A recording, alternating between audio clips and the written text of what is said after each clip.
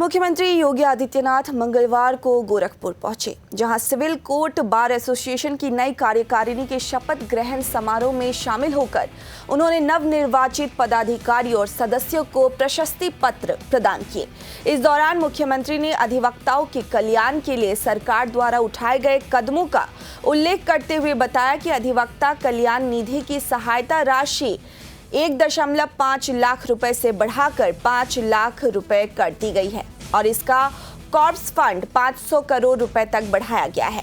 उन्होंने कहा कि अब तक 4000 अधिवक्ताओं के परिवारों को करीब 200 करोड़ रुपए की आर्थिक सहायता दी जा चुकी है। साथ ही सहायता की आयु सीमा 60 साल से बढ़ाकर 70 साल कर दी गई है। मुख्यमंत्री ने यह भी बताया कि अधिवक्ताओं के लिए अधिवक्ता भवन और चैम्बर निर्माण के लिए सरकार ने पर्याप्त धनराशि उपलब्ध कराई है।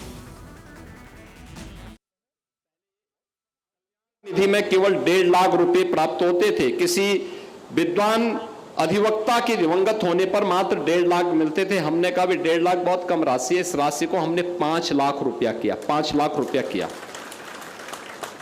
और मुझे बताते हुए प्रसन्नता है कि हम लोगों ने इसके जो कॉर्पस फंड है, इसको हमने 500 करोड़ रुपए का ही कॉर्पस फंड आपका बना दिया है कि उसी से कोई राज्य सरकार कोई भी रहे, इसके ब्याज से ही सारा पैसा से काम चलेगा। अब तक हम 4000 ऐसे अधिवक्ताओं के परिवारजनों को 200 करोड़ रुपए से अधिक की धनराशि उपलब्ध करवा चुके हैं। इसके साथ ही आर्थिक सहायता पहले केवल 60 वर्ष तक की आयु की सीमा तक ही प्राप्त होता था। अब हम लोगों ने अधिवक्ता अगर 70 वर्ष तक का भी है, दुर्भाग्य से दिवंगत हो गया है, तो उसके परिवार को भी हम लोग इससे आच्छादित करते हैं। और ये कार्य हम लोगों ने यहां किया है। न्याय मित्र और विशेष अधिवक्ता तथा नामित अधिवक्ता की बहस की फीस को बढ़ाकर के हम लोगों ने 2300 रुपए कर दी है। उप जिला शासकीय अधिवक्ता और रिटेनर फीस को बढ़ाकर 9000 रुपए, सहायक जिला शासकीय अधिवक्ता की रिटेनर फीस को 10,000 रुपए, अपर जिला शासकीय अधिवक्ता की रिटेनर फीस को बढ़ा के 11,000 रुपए तथा जिला शासकीय अधिवक्ता की प्रतिमाह रिटेनर फीस को बढ़ाकर के 14,000 रुपए कर दी है। सभी जिला शासकीय अधिवक्ताओं की बहस फीस में भी वृद्धि की गई है।